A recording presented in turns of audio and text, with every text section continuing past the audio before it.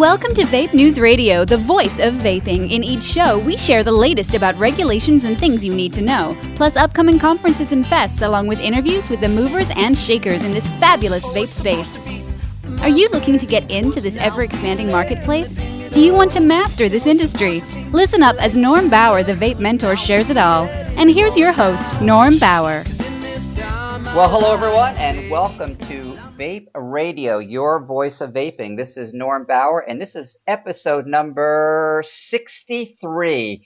Hard to believe, guys, but we are past the 50 mark, and we're going towards number 100. We are very blessed, very pleased to have over 700,000 cumulative downloads in a little over a year. And of course, last month, the month of September 2015, was a wonderful month. And so we just are very thankful and appreciative of all you out there that are following. And our goal here, our mission is to empower you and make sure that you are learning from some of the best in the industry, which, by the way, is not necessarily me, but it's the people that I have access to. And you know, before we get into that, I also want to thank one of our sponsors, which is Council of Vapor. We want to welcome Council of Vapor to the radio show, and maybe you've heard of them, maybe you haven't, but you will. If you have a concept for a mod or a pen of any style, these are the pros to speak with. They create sleek, high-quality vaping hardware and will help you with your design, your prototype, and your manufacturing. They already produce some of the top sellers out there, including the Royal Hunter and the Kindred lines, and they create only high-quality products. But that's just the beginning. They also just opened up one of the largest e-liquid production centers in the country with over 50,000 square feet under one roof. I have been there, and they already manufacture for some of the top names in the industry, and they want to work with you. They'll help you with your hardware or your e-liquid needs, no matter what size company you have, and you can learn more at thecouncilofvapor.com. They're rolling out a brand new line called Osmos, that's O-Z-M-O-S, with 8 new flavors ranging from sweet desserts to cocktail juices. What's so special and different about them? Well, you know, they're willing to show you, and if you contact them and mention Vape Radio, they will send you out an exclusive sample pack of all 8 flavors. Once again, that website is thecouncilofvapor.com. All right, guys, we have a very special episode for you today. We started a program early in 2015 called Vape Shop of the Month. And what we do is that we locate and we profile the shops that are doing what we think is an extraordinary job. And we've had 3 of them so far, and today we have number 4. And here's what's interesting about life, and here's what's interesting about the vaping industry, is a lot of times we don't realize how significant we are until other people bring it to our attention. There's a lot of people out there that have really done amazing things, and most people are very humble and modest about it, and sometimes they don't even recognize or acknowledge the things that they've done in the industry to make it so dynamic. What's interesting about our interviewee today, Cyndi and her husband, they came out here to Orange County, California a little over a year ago, September of 2014. And I'm just going to give you a little bit of a preface of why I believe that Cyndi has kind of broken through the mold, and she is truly an example for other people to follow. One is, most people will acknowledge that those in the vaping industry are male. It's a very male-centric industry, and Cyndi obviously is not. She is also not what you would call the ideal demographic. She is a baby boomer woman, and we're going to get to that in just a moment. And here's the third thing. Until the time that she came out to be educated by us here at VapeMentors, she had never even vaped. She was familiar with the industry, and so the fact that here we have a female baby boomer who was not a fan or a connoisseur of vaping to venture into this vape space, I have to tell you, it's a bold move, and yet it's been a very successful move, and that's why we are profiling her here today. So Cyndi, welcome to Vape Radio. Thank you, Norm. So Cyndi is located in a small town of Hobart, Indiana. I have been there. I actually went to a vape show in Chicago and spent a couple days there at the shop. So tell us about your business, which is called Vapors Vault. I opened my store in January. I did a vape lounge. I have 14 vendors at this time. I have over 80 juices, all available for tasting at my tasting bar. We do repairs here, build coils. Pretty much anything you need, you can get taken care of here at Vapors Vault. That's awesome. So give everyone a little bit of a background of where you came from prior to getting into the vape space. Tell us a little bit about your career as an entrepreneur or as an employee, whichever one is more particular to you. Well, I had several jobs, but I spent the last 17 years I worked at the steel mill. I worked in the planning department and handled a subsidiary of ours. And after 17 years, I just didn't want to do it anymore and decided I needed a change in my life. I wanted to work for myself. So I started doing research online and came across you, Norm, and my husband and I decided to look into it. And so we made the trip out to you, and we heard and thought, well, we're going to try this. And it's been a fun ride ever since. A lot more fun than my last job.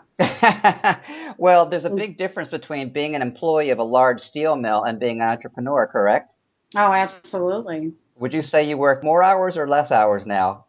In the beginning, getting the store ready, I put in a lot of hours and then a few less hours when we first, but now we're so busy, I'm putting in more hours. I get up in the morning, first thing I do, I'm on my laptop before I even come into the store. So I have 4 employees now, so we've grown pretty quickly, and so that helps out considerably. But I still take care of all the paperwork and everything here. So why vaping? Here you were as a career employee for 17 years for U.S. Steel, and you decided you didn't want to do that anymore. And my guess is you probably looked at other business ideas or business ventures to get into.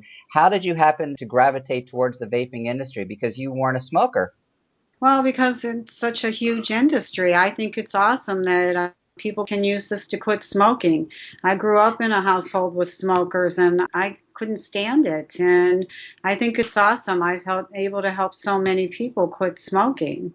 I mean, I have great stories, people that come in here, and I have a very diverse group of people that come in here. All right, so you have a big cross section of different people that come in. Would you say that there's one demographic that is more predominant than others between the millennials, the Gen X's, and the baby boomers? I would say probably 25 to 40 maybe is my biggest demographic. All right, so how do they feel when they walk in and they see, and no disrespect, an older female, which in many cases you're probably the age of their parents in some cases. Do they kind of have any type of look on their face, or they don't even give it a second thought? No, I don't think they really give it a second thought, and do open mics once a month. So I've become pretty friendly with most of the customers that come in. So what is an open mic? Why don't you tell us about it? Once a month, the second Friday of every month, we've been doing an open mic. I have a local band come in and play, and my customers are able to come up and play guitar, sing. We've sold them comedy, anything they want. We've had a pretty good turnout with people singing and playing guitar, and I found out we have some actually really good talents in our area. It's been a lot of fun. And I have food, and then at the end of the night, we do a cloud comp, which is real popular. People come just for that also. It's very fun. All right, so we do specials in the store. So when you actually opened your shop, what were some of the biggest surprises that you did not anticipate? How quickly it grew. I didn't expect it. Everyone in the beginning told me, oh, don't expect it to go slow. For the first 6 months, you'll probably be slow and all of that. It's grown. I've been only open 9 months, and I already have 3 full-time employees now and a part-time employee. That's wonderful. So have you pretty much grown on a monthly basis since the very beginning, or did you kind of have an up and down month at the beginning, or once you started, it pretty much started in an upward direction? No, it's gone upward since the beginning. That's amazing. Every month it gets a little better. Yes. So where is it you think that you would like to go with Vapor's Vault? And again, it just so happens that I have a good inside knowledge, but I want you to maybe share with other people the process of what an entrepreneur goes through, because a lot of people, they come to me and they want to open up not just one shop, but they want to open up a chain of shops. And I always tell them, first open one, make sure you get everything figured out, and then we'll talk about expansion plans. And everyone has their ideas and their own dreams for expansion plans. So what is it that you would like to do with your future potential within the vaping industry? Well, I would like to open a second store. I'm not in a huge rush to do it. Of course, the vape laws concern me, in Indiana. But yes, I would like to open a second store. I have a lot of people wanting me to open a second store. I've been actually offering to help me finance it if I wanted to.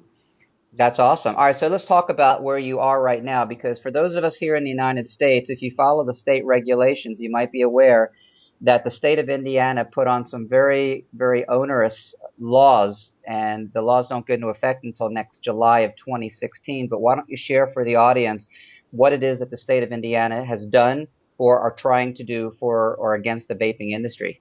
Well, of course, they're wanting, child-proof bottles, and I don't think anyone's against any of that. Myself, I only have child-proof bottles in my store now, but they want to charge $1,000 to be able to sell in the state of Indiana. They want 24-hour security anywhere that you're bottling juice. I'm trying to think of what I'm leaving out here. Well, I know one of the restrictions is the fact that anyone who imports products into the state of Indiana must also be approved by the state of Indiana. That's correct. Yeah, and I'm going to have a tobacco license, alcohol tobacco license, to even be able to sell anything in my store. So we're hoping, that this changes. There's a lot of people fighting this. So we have till July of 2016. All right, so let's talk about that. So is there any type of state association, or is there some type of a groundswell movement that's trying to overcome this? Yes, there's many that are trying to fight this. There's a lawsuit being filed now against them. And we'll see where that goes, but... Okay, so let's step back to the early days of when you opened your shop, because, again, to refresh your memories, Cyndi and her husband came out here to California, and they were not technicians, like a lot of people who are in the industry are not technicians. So kind of, if you would share us the process of how you actually found your first manager, who I've met and has been a significant part of your life, but maybe talk with us about how important it is to find someone who is a technician that can kind of fill that void that you didn't feel comfortable with. Well, I think it's one of the most important things. We actually had put an ad on Craigslist, and one of the first people that applied, he was actually living in Colorado at the time, but his family's here, was looking to move back. And he came here, and he had been vaping for quite some time, an ex-smoker. He ended up just being like a great asset to our store. And he's still with me. He's my manager. But we did find him on Craigslist. But it's funny because I knew immediately he was what I was looking for. But of course, you helped me there too. When I was there, I knew more of what kind of person to look for. Yeah, we talk about that all the time. And again, for those of you out there who are in the retail space or are looking to get into the retail space, customer service is a very, very critical component. And if I was going to look at some of the major deal makers in a retail shop, customer service, which is very hard to define, but when you don't see it, is absolutely a big part of it. And also the quality of your product. So you carry right now how many different lines of e-liquid? I believe it's over 14 now. Okay. We have around 14. We have actually 8 flavors in the store right now. Nice. And can you share with the audience maybe? And also, I feel that, to get back to the customer service, I feel like that's part of what makes my store so well. We're doing so well is even the other stores send people my way because my guys are so good at their builds and repairing and all of that. I think that's a big bonus in my store. Yeah, that's absolutely a huge bonus. Friendliness. Yeah, we have a very relaxed atmosphere here. I have people that come in and just like to hang out, and it's just very relaxed. Excellent. I actually have a chessboard in here. People play chess, and we have a lot going on at all times here.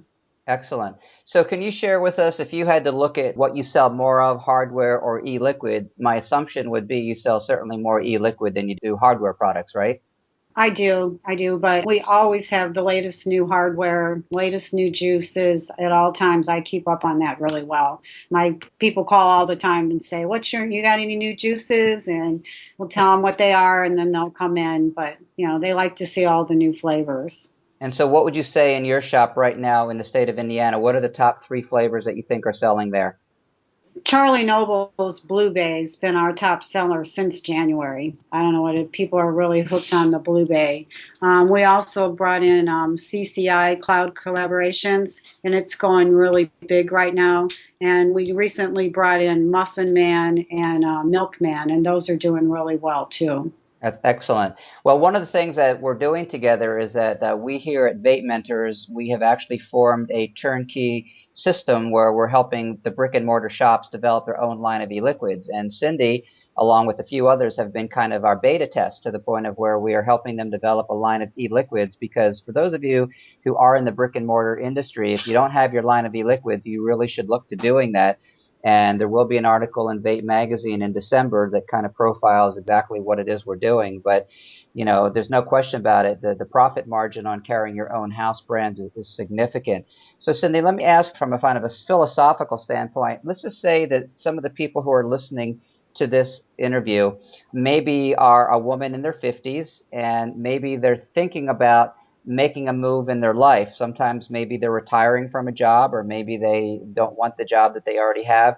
What kind of advice or guidance would you offer them, and what kind of caveats would you caution them against about what to avoid?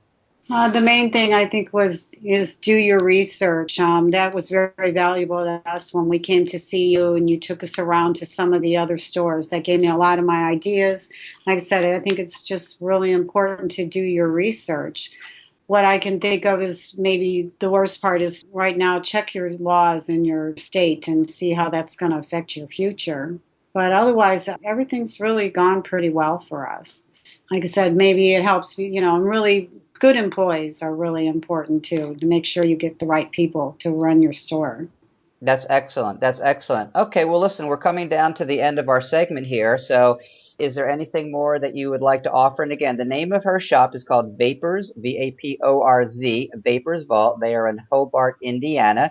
Why don't you share with everyone your website and contact information should someone wish to get a hold of you?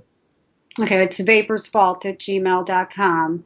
And we have a Facebook page. It has some great pictures. We have like 65-star reviews right now. It's really informative, our Facebook page. That's excellent. Well, Cyndi, on behalf of VapeMentors, on behalf of Vape Radio, and all of the other people who are listening to this both live and on replay, we thank you so much for sharing your story. So again, we're talking to Cyndi Peute from Hobart, Indiana, and she is our most recent vape shop of the month. And the reason that we are profiling her is because, again, we have a situation where we have the unconventional entrepreneur, or the Vapreneur as we like to call them, who is a baby boomer female who never vaped, who went into the vape space and is doing an extraordinary job.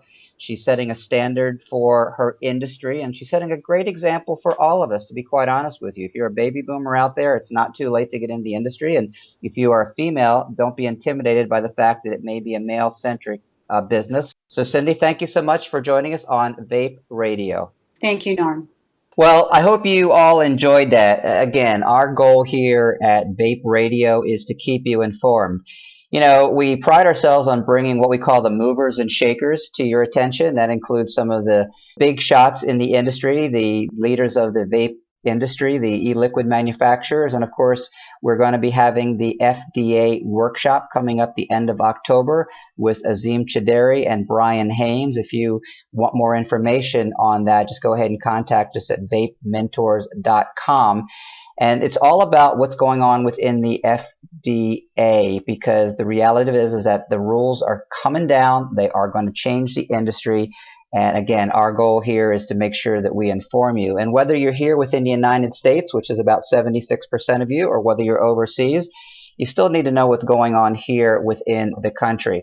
So this is episode number 63 of Vape Radio. And again, we want to thank our sponsor, which is Nick Select.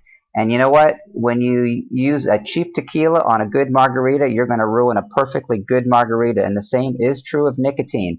You can ruin a perfectly good e-liquid by using cheap nicotine that overpowers rather than enhances the overall flavor and experience. That's why we here at Vape Radio, we support Nick Select. They are also, by the way, going to be one of our premium sponsors for our FDA workshop. With Nick Select, you can actually taste the difference in their quality. Their subtle flavor delivers a smooth throat hit, which is what pharmaceutical-grade nicotine should do. Put simply, you don't want to taste the nicotine. You don't want a peppery taste when you're vaping strawberry. They deliver without harshness or spicy aftertaste. Nick Select blends beautifully with other flavors, whether they're fruity or minty, sweet or sultry, and that's why it's used by many of the top e-liquid brands like Cutwood and Space Jam. Demand has been high for Nick Select, so they've increased their production, and you can get it blended with either 90% PG or VG in sizes from 5-gallon pails to 275-gallon totes. Check it all out. Check out the e-liquid brands on the Nic Select website to see if your favorite brand is there. And you know what? If it's not, next time you walk into your shop, you need to ask them, do you know where your nicotine is coming from? The best e-liquid makers select only the best nicotine, and that's Nic Select. That's NICSELECT for more information. Well, ladies and gentlemen, that wraps up show number 63. Have yourself a great day, and we'll talk to you soon.